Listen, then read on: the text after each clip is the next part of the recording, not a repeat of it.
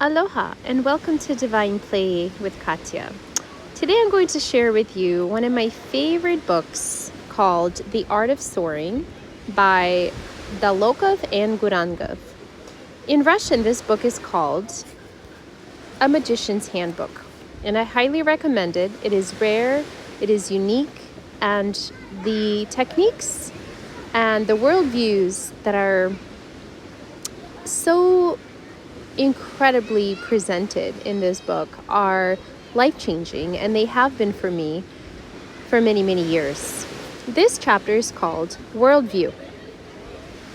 For the past several years, we have attempted to comprehend the laws of the universe, the mechanism of cause and effect, in order to better understand the world we live in.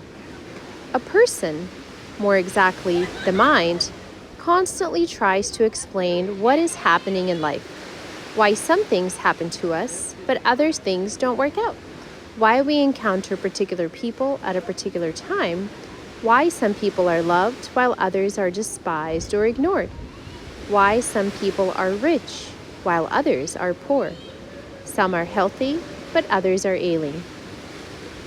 Footnote: usually we search for reasons for events which affect us when life circumstances are unfavorable, not as we wish them to be.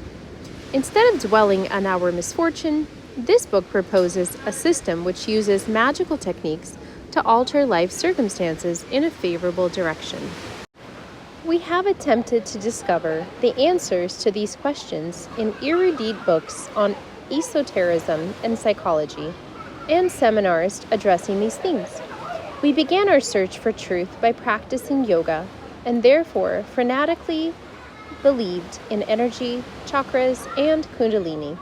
We became strict vegetarians, regularly cleansing our organism of accumulated toxins, and to conserve our sexual energy, we consciously directed it toward spiritual development. During this time, we pored over many esoteric books and were greatly impressed by the works of Carlos Castaneda and Richard Bach, both of whom still influence us today. In our view, the principal concept in the works of Castaneda is becoming aware of your description of the world. We prefer to use the term worldview.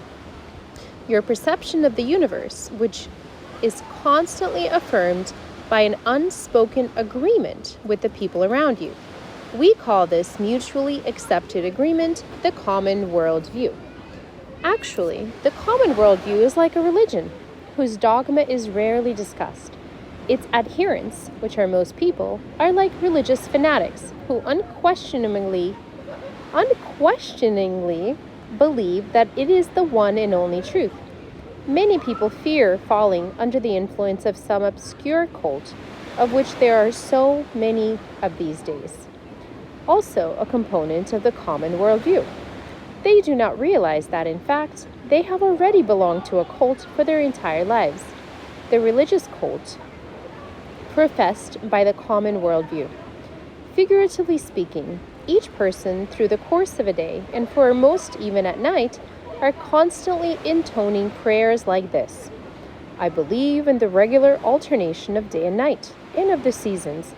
I believe that people exist and that I am a person, that I have one head, one body, 2 arms, 2 legs, and that I belong to a specific gender. Not all believe this last part. I believe in the power of money and bow down to its supreme authority. I believe that the earth is round and that it rotates around the sun. I believe in the law of gravity. I believe that I will die. In the name of space, time, and matter, amen. This isn't a matter of faith, you might exclaim. It's just speaking the obvious. You can see proof of the laws of nature, dogmas, anywhere you look. There are no exceptions. And I can prove that I'm right. What if I whacked you over the head with a stick? Then I'd like to hear what you have to say about life being an illusion. By all means, we do not want to stick out our necks by challenging the common worldview. In fact, we too profess it. Come on, even to propose that the common worldview is an illusion is some crazy pipe dream. It was the writer Richard Bach who profoundly influenced us with ideas about the illusoriness of the world. However, the first strike against the real world was inflicted by the works of the great Russian scientist and populist Nikolai Morozov in Revelation and Thunder and Storm, The Prophets, and a series of 7 books under the general name of The Christ. His works convincingly prove that modern perceptions of ancient history are little more than myth, collection of historical novels. Let's consider how we create our world. More exactly, our common worldview. Suppose that at birth we know nothing, our minds are a blank state. We not only don't know the world is round, but we don't even suspect that the world exists at all. Furthermore, we are completely unaware of physical boundaries and that we have a body, 2 arms, 2 legs, a head, etc. In our mother's womb, we perceived the world as a single, complete whole, not divided into separate parts, and we fully identified with this world, the womb. From the immemorial times, there has existed a legend in human society which was never open to question. It states that women only give birth to beings with human form, not a baby crocodile or some other kind of wild beast. An expecting mother naturally believes in this legend. While the fetus is developing in the womb, the mother imagines how her newborn baby will look. And if it stirs faintly within her, she knows exactly which part of the body it is moving. Relatives and friends of the expecting mother are also convinced that she is bearing a small human being. In this way, the people surrounding the child begin to define its features even while in the womb. They actually help form its physical body, training it to be an individual being separated off from the rest of the world. The culmination of this process is the moment of birth. The infant, in fact, similar to a human being, is inspected by the obstetricians.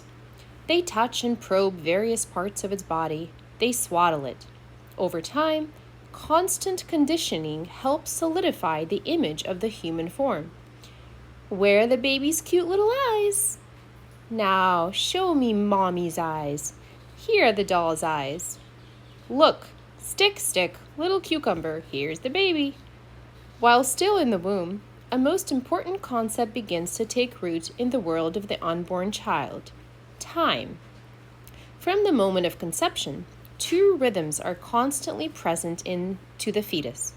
Coming from somewhere unknown, it hears the regular beating of a huge metronome, the mother's heart, and its universe continuously expands and contracts with a steady rhythm, the mother's breathing. The child's universe operates according to set routines. During the night, it rests. During the day, it is active, etc. Routines continue after birth as well, such as feedings given at strictly determined times. Next, influenced by its surroundings, the child begins the process of constructing various objects in its world. Out of the surrounding chaos, a newborn is taught how to identify people, objects, plants, animals, etc., assigning to each concept concrete, recognizable features. The young child is shown some kind of indistinct blur and hears mama, mama, mama, and gradually the child learns to construct mama. You might say that, metaphorically, each word names a slide collection stored in the memory. For example, behind the word chair stand all the images of chairs which the child has seen in his pre-existence.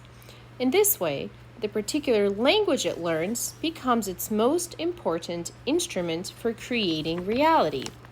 As the child confidently begins to distinguish, materialize objects, he learns to link a series of different images into an uninterrupted sequence, filling in absent interrelationships between frames. The internal slides come to life and turn into internal movies, which have sound, smell, kinetic sensation, etc. He starts understanding entire sentences, represented by the name of the corresponding movie. For example, Mama is cooking oatmeal. At this point, the law of cause and effect is introduced. Don't touch the stove or you'll burn your fingers. Eat your oatmeal and I'll give you a treat. Figuratively speaking, each person, while growing up, becomes a storehouse for these internal movies. The primary movies are created early on, and whenever new information is received from the surrounding world, the child translates it into words, instantly editing its internal movie from available film clips and slides. The sum total of all these internal movies becomes the person's worldview. Furthermore, each person's worldview is unique to himself or herself and is personal. In fact, during social interactions, we only give the appearance that we are truly understanding each other. When we talk to another person, we can only describe our own worldview, which may be drastically different from that of the other person. The worldview of a European and a Bushman is strikingly different. This is brilliantly portrayed in the film The Gods Must Be Crazy. As shown in the film, a Bushman perceives a truck as a huge, fast-running wild beast with a head, paws, ears, and tail.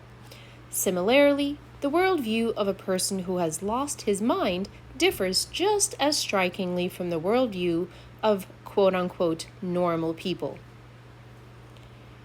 So how are new objects constructed in the mind?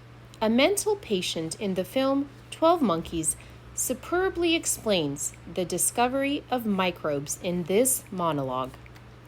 You know what crazy is? Crazy is majority rules. Take germs, for example. In the 18th century, there was no such thing. Nobody had ever imagined such a thing. No sane person, anyway. Along comes this doctor, Samuel Wise, I think. He tries to convince people, other doctors mostly, that there are these teeny tiny, invisible, quote-unquote, bad things called germs that get into your body and make you sick. He's trying to get doctors to wash their hands. So cut to the 20th century. Last week, in fact, right before I got dragged into this hellhole, I order a burger in this fast food joint. The waiter drops it on the floor. He picks it up, wipes it off, and hands it to me, like it was all okay. What about germs? I asked. He goes, I don't believe in germs. Germs are just a plot they make up so that they can sell you disinfectants and soap. Now, he's crazy, right? Hey, you believe in germs, don't you? There's only majority rules. There's no right, no wrong, only what everyone thinks is true. And that concludes our reading for now of the chapter Worldview. Be back with more soon.